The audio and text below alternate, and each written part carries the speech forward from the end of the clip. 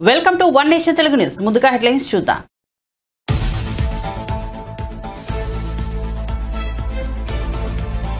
Governor ప్రసంగంపై ధన్యవాద తీర్మానంపై చర్చలో మండిపడ్డ కేటీఆర్. ప్రసంగం మొత్తం అభూత కల్పనలు, అవాస్తవాలేనని విమర్శ.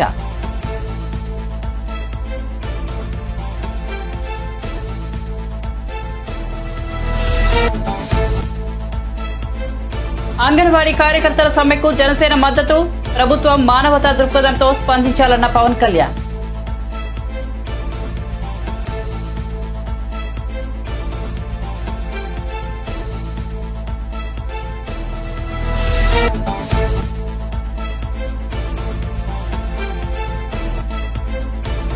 పవన్ తన పార్టీని చంద్రబాబుకు లాంగ్ లీజ్ కు ఇచ్చేశారన్న పేర్ని నాని సెటైర్. జనసేన ఓ టెంట్ హౌస్ పార్టీ అంటూ విమర్శలు.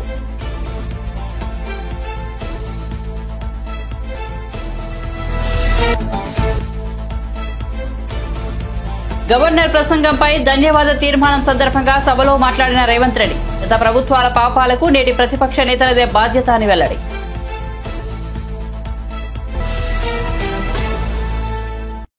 ఇక వార్త వివరాల్లోకి వెళ్తే తెలంగాణ శాసనసభ సమావేశాలను ప్రారంభిస్తూ గవర్నర్ తమిళసై చేసిన ప్రసంగం మొత్తం అభూత కల్పనలు, అవాస్తవాలేనని బీఆర్ఎస్ ఎమ్మెల్యే మాజీ మంత్రి కేటీఆర్ మండిపడ్డారు. ఓ సభ్యుడిగా గవర్నర్ ప్రసంగం విని సిగ్గుపడ్డానని చెప్పారు. ఇలాంటి ప్రసంగం రాష్ట్ర శాసనసభ చరిత్రలోనే విని ఉండమని అన్నారు. 1000 ఎలుకలు తిన్న పిల్లి తీర్థయాత్రలకు బయలుదేరినట్టు చేయాల్సిన దారుణాలన్నీ చేసి కేవలం 10 ఏళ్ల పాటు అధికారంలో ఉన్న బీఆర్ఎస్ ప్రభుత్వంపై విమర్శలు చేయించారని కాంగ్రెస్ పార్టీపై కేటీఆర్ మండిపడ్డారు.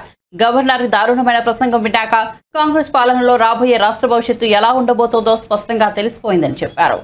శాసనసభలో ప్రధాన ప్రతిపక్షంగా వాస్తవాలను ప్రజల ముందు పెట్టాల్సిన బాధ్యత తమకు ఉందని, తప్పకుండా నిజాలను బయటపెడతామని కేటీఆర్ చెప్పారు. ముఖ్యమంత్రి గారు మరి ముఖ్యమంత్రి అయిన తర్వాతనన్నా కొద్దిగా మర్యాదకరంగా మాట్లాడతారేమో అనుకున్న అధ్యక్ష, కానీ కొన్ని ఊహించలేము అధ్యక్ష, కొన్ని ఊహించలేము. ఎందుకంటే కొంతమందికి అది సాధ్యం కాదు. ఎందుకంటే వారికి అర్థమైంది అధ్యక్ష. ఎందుకంటే తెలంగాణ తెచ్చిన నాయకుడిని పట్టుకొని కల్వకుంట్ల చంద్రశేఖర్ రావు అని ఏకవచనంతో మాట్లాడతారు. తెలంగాణను వ్యతిరేకించిన వాళ్ళనేమో గారు గారు అని మాట్లాడినప్పుడే అర్థమైంది అధ్యక్ష వారి సంస్కారం ఏందో, వారి పరిజ్ఞానం ఏందో అర్థమైంది అధ్యక్ష. అచ్చోసిన ఆంబోతు, ఇది ఒక ముఖ్యమంత్రి మాట్లాడిన మాట. అచ్చోసిన ఆంబోతు అధ్యక్ష. ఎవరు అధ్యక్ష అచ్చోసిన ఆంబోతు? చీమలు పెట్టిన పుట్టలో దూరిన పాము అధ్యక్ష. కాంగ్రెస్ అనే పార్టీలో పాపం మా బట్టన్న, మా శ్రీధర్ అన్న, మా దామోదర్ అన్న, మా ప్రభాకర్ అన్న, అదేవిధంగా మా ఉత్తమన్న, మా కోమటిరెడ్డి వెంకటరెడ్డి అన్న, మా దామోదర్ అన్న, వీళ్ళందరూ కలిసి పెట్టిన పార్టీలో ఇవాళ దూరి ముఖ్యమంత్రి పదవి తీసుకుని ఆయన చీమలు పెట్టిన గుట్టలో పాముల గురించి మాట్లాడితే చాలా చండాలంగా ఉంటుంది సార్. దయచేసి ఇంకొక మాట అధ్యక్ష. అధ్యక్ష ఎన్ఆర్ఐలు నాన్ రిలయబుల్ అన్నారు అధ్యక్ష. ఎన్ఆర్ఐలు నాన్ రిలయబుల్ ఇండియన్స్ అన్నారు. నాన్ రిలయబుల్ ఇండియన్ అంటే అధ్యక్ష నేను అడుగుతున్నా, ఎవరు అధ్యక్ష ఎన్ఆర్ఐలకు టికెట్లు అమ్ముకున్నది? ఎవరు అధ్యక్ష ఎన్ఆర్ఐలకు టికెట్లు అమ్ముకున్నది? ఎవరికి తెలియదు అధ్యక్ష ఇది? అధ్యక్ష నేను ఇంకొక మాట కూడా అధ్యక్ష పేర్లు అధ్యక్ష అధ్యక్ష please please please please please అధ్యక్ష ఇప్పుడు అధ్యక్ష గౌరవ శాసనసభ్యులు హరీష్ రావు గారు నా పేరు తీసిండ్రంటే నేను అవకాశం ఇచ్చిన. మంత్రి గారు పేరు తీసిండ్రు, మంత్రి గారికి అవకాశం ఇద్దాం మనం. ప్లీజ్. ఇదేం పద్ధతి అధ్యక్ష? ఇది అధ్యక్ష ఇది మీరు నడపాలా హౌస్ ని, మీరు నడపాలా అధ్యక్ష. వారు సార్ సార్ వినండి sir. In a democracy sir we have utmost respect for you. Prasad గారు, స్పీకర్ గారు, మీరంటే చాలా రెస్పెక్ట్ ఉంది అధ్యక్ష. అధ్యక్ష the opposition in a democracy has its say and the government has its way. మేము మాట్లాడిన తర్వాత వాళ్ళకు పుష్కలంగా మైక్ ఇవ్వండి, గంటలు గంటలు మాట్లాడమని నేను వద్దనట్లేదు సార్. కానీ ఈ రకంగా ఒక వ్యక్తి మాట్లాడుతుంటే, ఒక సభ్యుడు మాట్లాడుతుంటే ముఖ్యమంత్రి గారితో సహా 5 మంత్రులు లేచి ప్రభాకర్ గారు, దామోదర్ గారు, శ్రీధర్ బాబు గారు, బట్టి గారు, ముఖ్యమంత్రి గారు అందరూ మాట్లాడితే గౌరవ కేటీఆర్ గారికి నా సూచన సార్, గవర్నర్ ప్రసంగం విషయంలో దాన్ని మాట్లాడుతున్నా సార్. నేను వారు మాట్లాడిన దాన్ని మాట్లాడుతున్నా. నేను ఈ డీవియేషన్ రాదు మనకు. నేను అదే అండి, వారు మాట్లాడింది రైట్ సార్. ఎన్ఆర్ఐలు నాన్ రిలయబుల్ ఇండియన్స్ అన్నారు. మరి ప్రపంచవ్యాప్తంగా ఉన్న ఎన్ఆర్ఐలు గమనించాలా. కాంగ్రెస్ పార్టీకి ఎన్ఆర్ఐల మీద ఉన్న గౌరవం, ఎన్ఆర్ఐల పట్ల ఉన్న ప్రేమ, గౌరవ ముఖ్యమంత్రి గారికి ఉన్న ప్రేమ గమనించాలని నేను కోరుతా ఉన్నా. ఇంకొక మాట అధ్యక్ష, ఎన్ఆర్ఐలు అన్నారు అధ్యక్ష. అధ్యక్ష ఎవరు అధ్యక్ష? 100 కోట్ల మంది భారతీయులను కాదని బయట నుంచి తెచ్చుకున్న అధ్యక్షులు చేసుకుంది ఎవరు అధ్యక్ష? బయట దేశం వాళ్ళని తెచ్చుకున్న అధ్యక్షులు చేసుకున్న దుస్థితిలో ఉన్న కాంగ్రెస్ పార్టీ ఎన్ఆర్ఐల గురించి మాట్లాడితే ఎట్లా అధ్యక్ష? అధ్యక్ష ఏదేమైనప్పటికీ అధ్యక్ష ఒకటి వాస్తవం, గత పదేళ్లలో పాలమూరులో వలసలు బంద్ అయినాయి, వాళ్ళ పోతలు బంద్ అయినాయి. 14 రాష్ట్రాల నుంచి కూలీలు వచ్చి వాళ్ళ తెలంగాణలో నాట్లేస్తున్న విషయం వాస్తవం కాదా? 14 రాష్ట్రాల కూలీలు. అధ్యక్ష మీరు నల్లగొండలో ఫ్లోరైడ్ బండ నల్లగొండ గుండె మీద పెట్టిపోతే ఆ ఫ్లోరైడ్ బండను దించింది కేసీఆర్ కాదా? ఆ విషం నీళ్ల పీడ విరగడ చేసింది కేసీఆర్ కాదా? తెలంగాణను ఫ్లోరోసిస్ రహిత రాష్ట్రంగా పార్లమెంటులో ప్రకటించింది కేంద్ర ప్రభుత్వం కాదా? ఇది అబద్ధం అంటారా? సడుగులు విరిగిన సాలెల మగ్గానికి మంచి రోజులు తెచ్చింది కేసీఆర్ ప్రభుత్వం కాదా? ఇవాళ నేతన్నల ఆత్మహత్యలతో సిరిసిల్లను మీరు ఉరిసిల్లగా చేస్తే దాన్ని మళ్ళీ తిరిగి సిరిశాలగా చేసింది కేసీఆర్ ప్రభుత్వం కాదా? కునారిల్లిపోయిన కుల వృత్తులకు కొత్త ఊపిరులూదింది కేసీఆర్ ప్రభుత్వం కాదా? కాలే కడుపుతో అర్ధాకలితో ఎవ్వరు వండుకోవద్దని చెప్పి మానవీయ కోణంలో ఆలోచించి సంక్షేమంలో స్వర్ణయుగం సృష్టించింది, ఆసరగా నిలబడ్డది కేసీఆర్ ప్రభుత్వం కాదా? 200 రూపాయల పెన్షన్ను 2000 చేసింది కేసీఆర్ ప్రభుత్వం కాదా? అధ్యక్ష నిన్న గ్రామీణాభివృద్ధి గురించి మాట్లాడుతూ ఈ ప్రభుత్వం ప్రాపగాండాకు ఎక్కువ పెద్దపీట వేసిందన్నారు అధ్యక్ష వాళ్ళ హయాంలో 50 ఏళ్లలో అధ్యక్ష ఒక్క గంగదేవిపల్లె చెప్పుకుందరు, ఒక అంకాపూర్ చూపెడుదురు. అది కూడా పాపం మా గ్రామస్తులు చేసుకున్నారు, వీళ్ళు చేసింది ఏం లేదు. కానీ మా హయాంలో మా 10 ఏళ్లలో గర్వంగా చెప్తున్నా సార్, 3% కంటే తక్కువ జనాభా ఉన్న తెలంగాణ జాతీయ పంచాయతీ అవార్డులలో 30% అవార్డులు గెలుచుకునే విధంగా ప్రభుత్వాన్ని నడిపినం. పల్లె ప్రగతిని గత పాలన గురించి ప్రతిపక్ష సభ్యులు పదే మాట్లాడుతున్నారు. అప్పటి ప్రభుత్వంలో మీదే ప్రధాన భాగస్వామ్యం, ఆ పాపాలకు సంపూర్ణ బాధ్యత మీదే అంటూ ముఖ్యమంత్రి రేవంత్ రెడ్డి ప్రతిపక్ష నేతలపై మండిపడ్డారు. మాట్లాడితే గత పాలనలో అలా జరిగింది, ఇలా జరిగిందని విమర్శించడాన్ని ఆయన తప్పుపట్టారు. మాజీ సీఎం కేసీఆర్ కు రాజకీయంగా అవకాశాలు ఇచ్చిందే కాంగ్రెస్ పార్టీ అని, పార్టీ యువజన సంఘం వైస్ ప్రెసిడెంట్, ఆ తర్వాత ఎంపీగా, మంత్రిగా ఆయన్ను గౌరవించిందని గుర్తు చేశారు. ఆయన కుటుంబానికి చెందిన మరో వ్యక్తిని ఎమ్మెల్యేగా గెలుపుకున్న మంత్రిని చేసి ఆపై ఎమ్మెల్యేగా గెలిచినందుకు సహకరించిన పార్టీ కాంగ్రెస్ పార్టీ అని వివరించారు. గత పాలనలో పాపాలు జరిగాయంటున్నారు. నిజంగానే పాపాలు జరిగి ఉంటే అప్పట్లో అధికారంలో భాగస్వాములుగా ఉన్నది మీరే కాబట్టి వాటికి సంపూర్ణ బాధ్యత కూడా మీదేనని కేటీఆర్ ఆరోపణలను రేవంత్ రెడ్డి తిప్పికొట్టారు. గారిని అన్యాయం చేసి ఈ రోజు ఇక్కడికి వచ్చిండ్రు కాబట్టి ఈ రోజు గతం గురించి అధ్యక్ష ఒకవేళ మా మిత్రులకు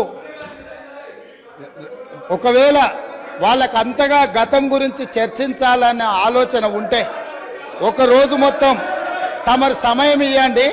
తప్పకుండా జూన్ 2, 2014 కంటే ముందు జరిగిన 55 సంవత్సరాల పరిపాలన మీద సంపూర్ణమైన చర్చ ఇక్కడ పెడదాము. ఈ రోజు ఇక్కడ జరుగుతున్న చర్చ జూన్ 2, 2014 నుంచి జరిగిన పరిపాలన, చేసిన విధ్వంసము, నాయకత్వం యొక్క వ్యవహార శైలి మీద మనం ఈరోజు మాట్లాడుకుంటున్నాము. కాబట్టి వారికి గతం గురించి చర్చించాలనే కోరిక ఉంటే మాకు ఎలాంటి అభ్యంతరం లేదు. గతంలో జరిగిన పరిపాలనలో ఇక్కడున్న వాళ్ళకి చాలా మందికి పాత్ర లేకపోవచ్చు, కానీ అక్కడున్న వాళ్ళకు చాలా మందికి పాత్ర ఉంది. ప్రత్యక్షంగా మంత్రులు చేసిండ్రు. అక్కడున్న నాగేందర్ గారు, ఆ పక్కనున్న శ్రీనివాస్ యాదవ్ గారు, ఆ పక్కనున్న హరీష్ రావు గారు, అక్కడున్న కడియం శ్రీహరి గారు, ఆ పక్కనున్న పోచారం శ్రీనివాసరెడ్డి గారు, ఆ పక్కనున్న గంగుల కమలాకర్ గారు, అన్ని పేర్లు మొత్తం అన్ని లిస్టు చదువుతా. వీళ్ళందరూ కూడా ఈరోజు వారు ఏదైతే పాపాలు జరిగినాయి అంటుండ్రో ఆ పాపాలలో సంపూర్ణమైన భాగస్వామ్యం వాళ్ళదే ఉన్నది. వరంగల్ ప్రాంతంలో జరిగిన ఎన్కౌంటర్లకు ఎవరి కారణమని చర్చ ఉంది అధ్యక్ష?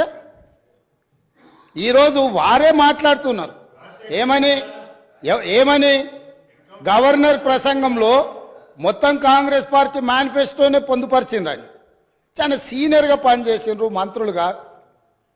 గవర్నర్ గారి ప్రసంగము పార్టీ యొక్క ఎన్నికల మేనిఫెస్టోను మంత్రివర్గంలో చర్చించి మా ప్రభుత్వం యొక్క భవిష్యత్ కార్యాచరణను మంత్రివర్గం ఆమోదం చేసిన తర్వాతనే గవర్నర్ గారు ప్రసంగిస్తారు. పరిపాలనలో అనుభవం ఉన్న వాళ్ళు, గతంలో ఈ రకమైన నిర్ణయాలు చేసిన వాళ్ళు కూడా ప్రజల్ని తప్పుదోవ పట్టించడానికో లేకపోతే వాళ్ళ యజమానులను సంతోషపెట్టడానికో ఎందుకు మాట్లాడుతున్నారో నాకైతే తెలియదు. నేను సభ్యుడికి సూచన చేస్తున్నా. నేను చాలా విషయాలు ప్రస్తావించిన, తప్పకుండా సావధానంగా 5 సంవత్సరాల సమయం ఉంది. సంపూర్ణంగా ఎక్స్రే తీసినట్టుగా ఎక్కడెక్కడ ఏమేమి ఉన్నాయో అన్నిటిని వివరిస్తాం. మా ఆర్థిక మంత్రి గారు, డిప్యూటీ సీఎం గారు జరిగిన విధ్వంసం ఏంది, ఆర్థిక నేరం ఏంది, అన్ని విషయాలు ఈ సభలోనే తమరి అనుమతి తీసుకొని చర్చకు పెట్టి వాటన్నిటిని విశ్లేషిద్దాం. మేము సిద్ధంగా ఉన్నాం. సంవయనం పాటించి ఈరోజు గవర్నర్ గారి ప్రసంగానికి సంబంధించిన మీకు మనసు ఉంటే, తెలంగాణను అభివృద్ధి చేసుకోవాలన్న ఆలోచన ఉంటే అభినందిస్తూ మీరు ముందుకు రండి. లేదు మేము ఇట్లనే ఉంటామంటే పిల్లి శాపనార్థాలకు ఉట్లు తెగిపడవు. ఈ శాపనార్థాలు పెడుతూనే ఉంటారు జీవితకాలం. కాబట్టి దయచేసి ప్రతిపక్షానికి నేను సూచన చేస్తున్నా, మేం పాలకపక్షంగా మా విజన్ డాక్యుమెంట్ని సభలో పెడుతున్నాం. మీరు సలహాలు సూచనలు ఇవ్వండి. సహేతుకమైన సలహాలు సూచనలకు ఎప్పుడు మేము సిద్ధంగా ఉన్నాము. ఎందుకంటే ప్రతిపక్షాలను గౌరవించడం అనే సాంప్రదాయం కాంగ్రెస్ పార్టీకి మొదటి నుంచి ఉంది, ఇప్పుడు కూడా ఉంది. ఆ సాంప్రదాయాన్ని కొనసాగిస్తామని మీ ద్వారా వారికి తెలియజేయదలుచుకున్నాం.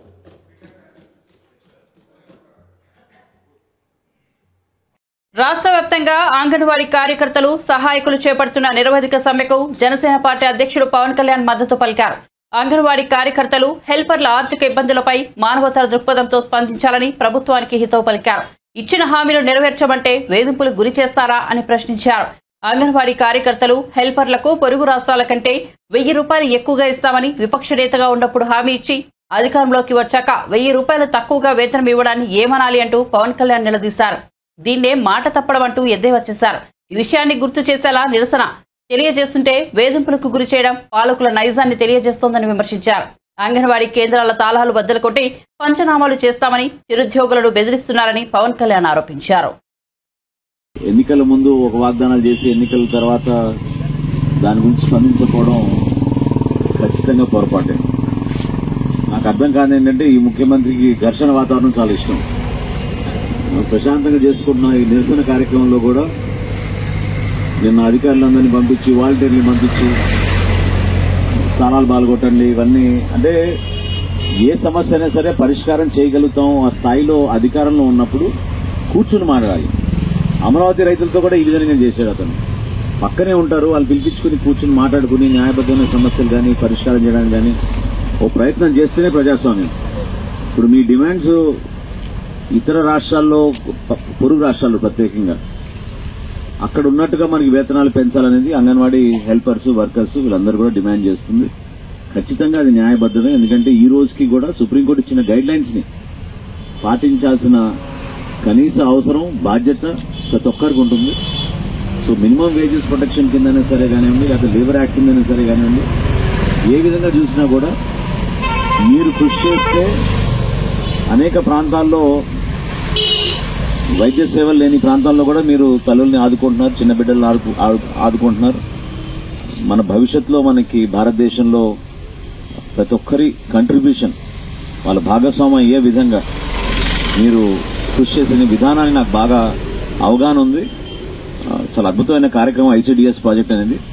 అందులో భాగంగా మీరందరూ కూడా ఇన్వాల్వ్ అవడం, మీరు ఈ విధంగా ఈ రోజున రోడ్డుకి ఎక్కడం అనేది దురదృష్టమైన పరిస్థితి.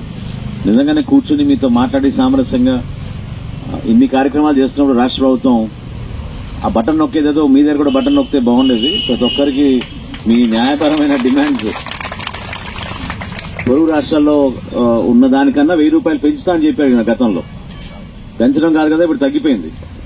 ఆ విషయాన్ని ముఖ్యమంత్రి గారికి మీరు గుర్తు చేయడానికి చేసిన ప్రయత్నాన్ని వేరే విధంగా మాట్లాడడం అనేది చాలా పొరపాటు. తప్పకుండా ఈరోజు ఉదయం కూడా పవన్ కళ్యాణ్ గారు మీ సమస్య పైన పరిష్కారం జరగాలి, దీనికి ప్రభుత్వం స్పందించాలనే విషయం పైన ఆయన ఈ రోజు పొద్దున స్టేట్మెంట్ రిలీజ్ చేశారు. మిమ్మల్ని అందరినీ కూడా సంఘీభావం తెలుపుతూ, మీకు మద్దతు తెలుపుతూ, మీ పోరాటానికి జనసేన పార్టీ నుంచి ఖచ్చితంగా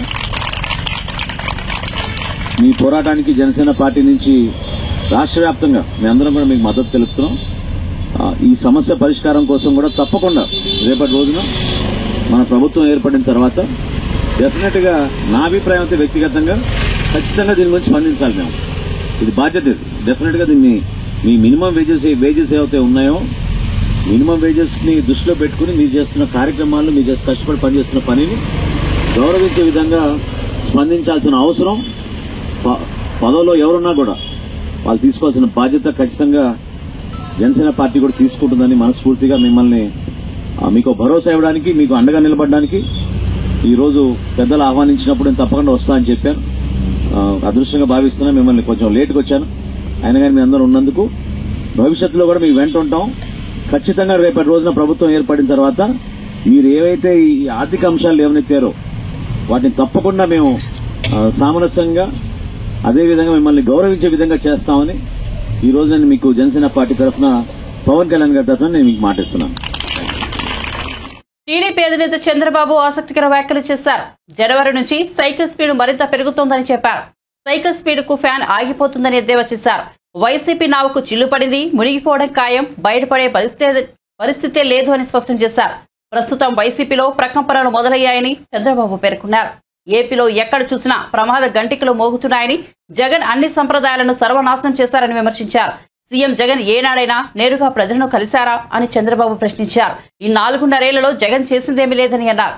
ఎన్నికలకు ముందు ముద్దులు పెట్టి ఇప్పుడు పిడిగుద్దులు గుద్దుతున్నారని వ్యాఖ్యానించారు.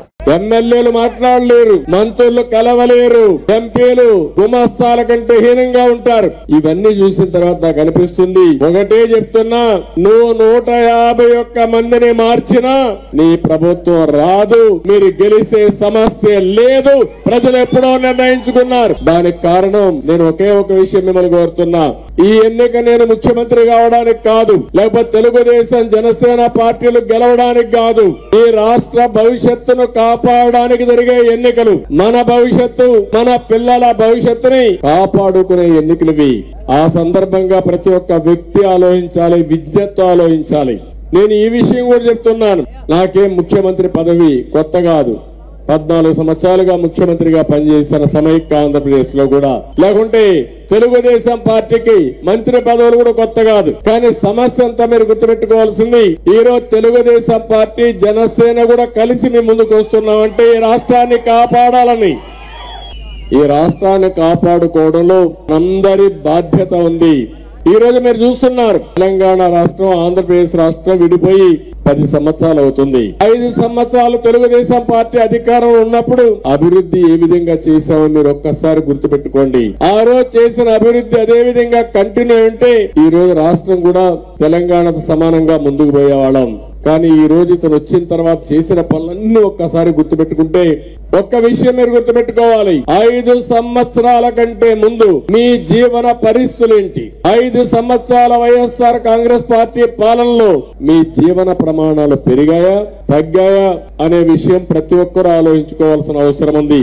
ఒక రైతు, ఒక నిరుద్యోగి, ఒక కూలీ, ఒక చిరు ఉద్యోగాని ప్రతి ఒక్కరూ ఆలోచించుకోవాల్సిన అవసరం ఉంది. మామూలుగా ప్రభుత్వం అనేది ప్రజల జీవన ప్రమాణాలు పెంచేది ప్రభుత్వం, ప్రజల ఆత్మ గౌరవాన్ని కాపాడేది ప్రభుత్వం, అంతేకాకుండా మీ భవిష్యత్తుకు దారి చూపించేది ప్రభుత్వం. అలాంటివి కాకుండా మన జీవితాలతో ఆడుకునే పరిస్థితి వచ్చింది.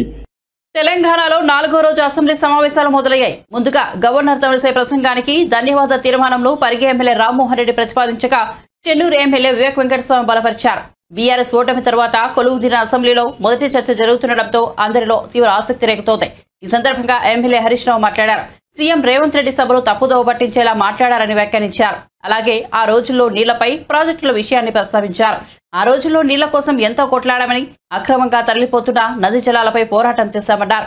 పోతిరెడ్డిపాడు ప్రాజెక్టు ఎత్తు పెంచడాన్ని ఆపాలని కోరామని, 6 కారణాలతో మేం ఆ రోజు రాజీనామా చేశామని అన్నారు. అప్పట్లో మంత్రులుగా ఉన్న కాంగ్రెస్ నేతలు ఎవరూ మాట్లాడలేదు, ఒక్క పీజేఆర్ తప్ప ఎవరూ పోతిరెడ్డిపాడుపై మాట్లాడలేదని హరీష్ రావు గుర్తు చేశారు. స్పీకర్ సార్, ఇప్పుడు నేను లేవాలని గాని మాట్లాడాలని అనుకోలేదు. గౌరవ ముఖ్యమంత్రి గారు మాట్లాడుతూ సభను తప్పుదోవిచ్చే విధంగా ఆయన మాట్లాడినప్పుడు సభ యొక్క రికార్డును రెక్టిఫై చేయడం నా బాధ్యత.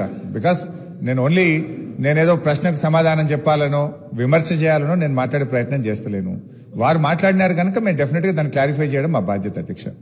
అయితే అధ్యక్ష, ఆ రోజు కామన్ మినిమం ప్రోగ్రాంలో కేసీఆర్ గారు పెట్టించడమే కాదు, షిప్పింగ్ పోర్ట్ఫోలియో అడగకుండానే ఇచ్చారు. ఆ రోజు డిఎంకే పార్టీ నాకు షిప్పింగ్ పోర్ట్ఫోలియో ఇవ్వకపోతే మేము యూపీఐ నుంచి బయటకు పోతామంటే, నేను మంత్రి పదవి కోసం ఢిల్లీ రాలేదు, నాకు ఈ పోర్ట్ఫోలియో అక్కర్లేదు, వారికి ఇచ్చేయండి, నేను వచ్చింది తెలంగాణ కోసమని షిప్పింగ్ పోర్ట్ఫోలియోను స్వచ్ఛందంగా వదులుకున్నటువంటి చరిత్ర కేసీఆర్ గారిది, టీఆర్ఎస్ పార్టీది. అధ్యక్ష ఈరోజు రేవంత్ రెడ్డి గారు మాట్లాడుతూ మేమేదో పదవులు ఇచ్చినామని, పదవులను గడ్డిపోచల్లాగా త్యజించిన చరిత్ర ఈ దేశంలో ఎవరికన్నా ఉందంటే అది కేసీఆర్ కు, టీఆర్ఎస్ పార్టీకి ఉంది. త్యాగాల పునాదుల మీద తెలంగాణ తెచ్చిన చరిత్ర ఉంది. అధ్యక్ష అనవసరంగా మేమేదో పదవులు ఇచ్చినామని, మేమేదో పదవుల కోసం పాకులాడినామనేటువంటి విధంగా వారు మాట్లాడద్దు. ఆ విషయానికి వస్తే రేవంత్ రెడ్డి గారు ఏబీవీపీలో షురువైండు, టీఆర్ఎస్ లో పనిచేసిండు, తెలుగుదేశంలో పోయిండు, కాంగ్రెస్ లో పోయిండు, మరి రేపు ఏడుంటాడో. పార్టీలు మారిన చరిత్రలు మీకున్నాయి, కానీ మాకు అట్లాంటిది ఏం లేదు అధ్యక్ష. ఇకపోతే మా శ్రీధర్ బాబు గారు లేచి మళ్ళీ నన్ను ఆయన గెలికే ప్రయత్నం చేసిండు, లేకపోతే ఆయన గురించి మాట్లాడాల్సిన అవసరం లేదు. అధ్యక్ష ఆ రోజు ఇదే శాసనసభలో కిరణ్ కుమార్ రెడ్డి గారు ముఖ్యమంత్రిగా ఉన్నప్పుడు నీ తెలంగాణకు నీకు ₹1 ఇయ్యనన్నాడు. పేగుల దగ్గర దాకా కొట్లాడింది ఎవరు, పెదవులు మూసింది ఎవరో కూడా ఈ రాష్ట్ర ప్రజలకు గుర్తున్నది అధ్యక్ష. ఉన్నారు ఇవాళ ఇక్కడ చాలా మంది, ఆ రోజు ఉన్న వాళ్ళు కూడా ఇక్కడ ఉన్నారు. ఆ రోజు మేము పేగుల దగ్గర దాకా పోడియంలోకి పోయి కొట్లాడినాము, ఆ రోజు మీరు పెదవులు మూసుకొని మాట్లాడినటువంటి చరిత్ర కూడా కాంగ్రెస్ పార్టీకి ఉంది.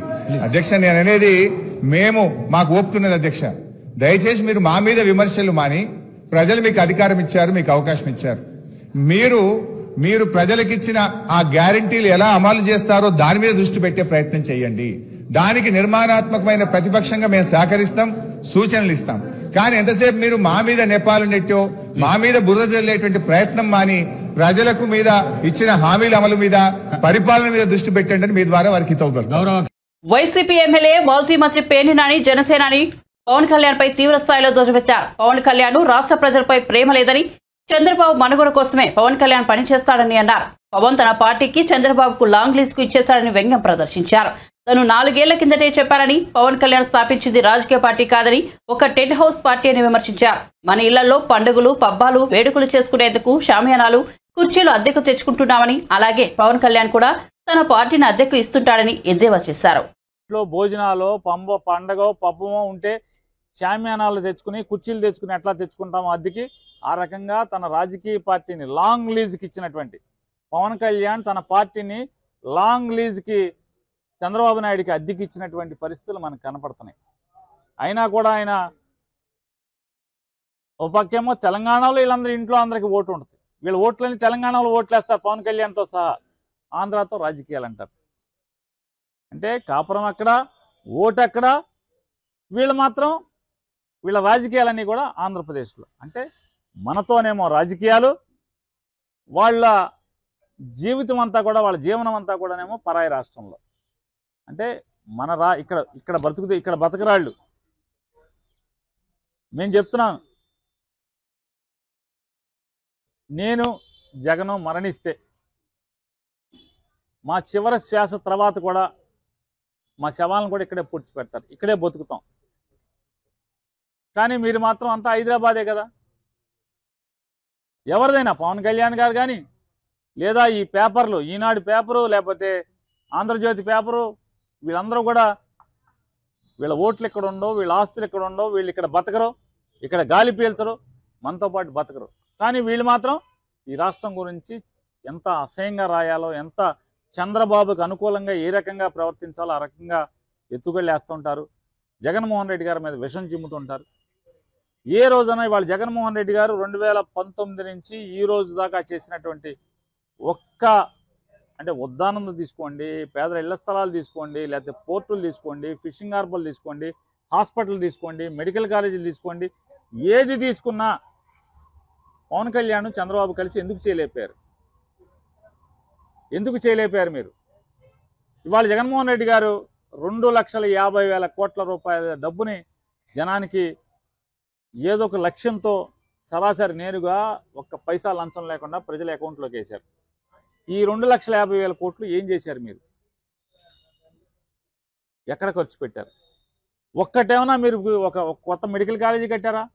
ఒక కొత్త పోర్టు కట్టారా? కొత్త ఫిషింగ్ హార్బర్ కట్టారా? లేదా ఏం చేశారు? ఏమీ కనపడవు. ఈ డబ్బులన్నీ ఏమైపోయినాయి? ఆవిరైపోయినాయి. అప్పులు మాత్రం దండిగా తీసుకొచ్చారు. ఒక్క పని చేయలేదు. ఉద్దానందం ఏం చేశారు? ఎవరికి ఏం పని చేయని పరిస్థితి.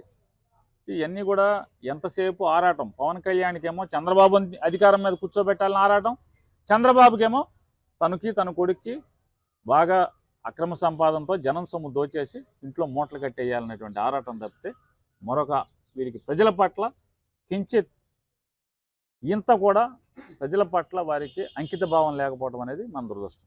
తుఫాన్లో కొల్లూరు రవీంద్ర ఎక్కడికి వెళ్ళిపోయాడు? ఈ తుఫాన్ కాదు, ఏ తుఫానుకైనా ఎక్కడన్నా మనకు కనపడ్డా? కరోనాలో ఎక్కడికి వెళ్ళిపోయాడు? కరోనాలో కొల్లూరు రవీంద్ర ఎక్కడన్నా కనపడ్డా? ఎవరికన్నా మీరు చెప్పండి ధర్మంగా. విలేకరులు ఇందులో ఆంధ్రజ్యోతి విలేకరు ఉన్నాడు, TV5 విలేకరు ఉన్నారు, మీరు అందరూ ఉన్నారు కదా, ఒక్కళ్ళు చెప్పండి కరోనాలో ఏమైపోయాడు కొల్లూరు రవీంద్ర?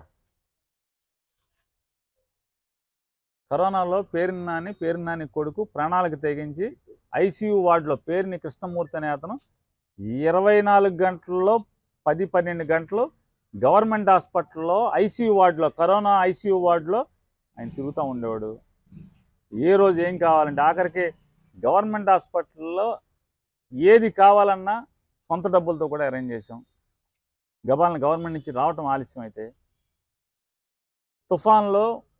తుఫాను హెచ్చరికల మొదల దగ్గర నుంచి కూడా చివరి వరకు పేరుని కృష్ణమూర్తి జోరున వర్షంలో కూడా నడుంలోతు నీళ్ళలో కూడా తిరుగుతూనే ఉన్నాడు. భోజనాలు ఏర్పాటు చేశాడు. ప్రాణ నష్టం జరగకుండా పేరుని కృష్ణమూర్తి ప్రభుత్వం తరపున చూశాడు. నువ్వు సిగ్గుపడాలి. ముక్కుపచ్చల మీసాలు కూడా సరిగ్గా రాని కుర్రాడు, 26 ఏళ్ళ కుర్రాడు. నీకేమో 50 ఏళ్ళు వచ్చినాయి. 50 ఏళ్ళలోనేమో నువ్వేమో ఎక్కడ ఉంటావో తెలియదు, ఎక్కడికి వస్తావో తెలియదు. అతను మాత్రం తుఫాన్లో 5 రోజులు 6 రోజులు కంటిన్యూస్గా జనాల్లో తిరుగుతానన్నాడు. జనం బాగోగులు పట్టించుకున్నాడు. భోజనాలు చూశాడు. వాళ్ళ ప్రాణ నష్టం లేకుండా ఉంటాకి వాళ్ళందరినీ క్యాంపులకు తరలించే ఏర్పాట్లు చూశాడు. నీళ్లు తోడిచ్చే ఏర్పాట్లు చూశాడు. మొత్తం అంతా తిరుగుతూనే ఉన్నాడు. ఇక సీటు అంటావా? సీటు వస్తే ఏంటి, రాకపోతే ఏంటి? నీకులాగా సీటు కోసం ఆటి కోసం వీటి కోసం ఎంపర్లాడేది. మేము నికార్సైన కార్యకర్తలం. సీటు కోసం పనిచేయం, పార్టీ కోసం పనిచేస్తాం. సీటు వచ్చే వస్తారు, లేకపోతే రాదు. ఏమవుద్ది? బులెటిన్ ముగించే ముందు హెడ్లైన్స్ మరోసారి చూద్దాం.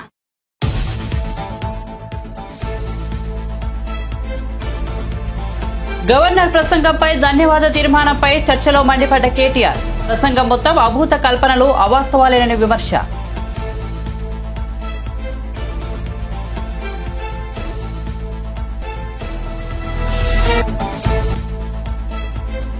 అంగన్వాడీ కార్యకర్తల సమ్మెకు జనసేన మద్దతు. ప్రభుత్వం మానవతా దృక్పథంతో స్పందించాలన్న పవన్ కళ్యాణ్.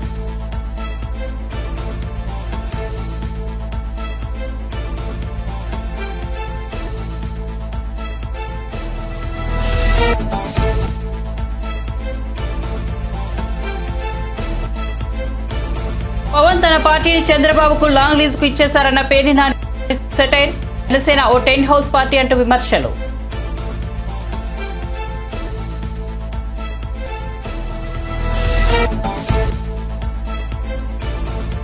గవర్నర్ ప్రసంగంపై ధన్యవాద తీర్మానం సందర్భంగా సభలో మాట్లాడిన రేవంత్ రెడ్డి గత ప్రభుత్వాల పాపాలకు నేటి ప్రతిపక్ష నేతలదే బాధ్యత అని వెల్లడి.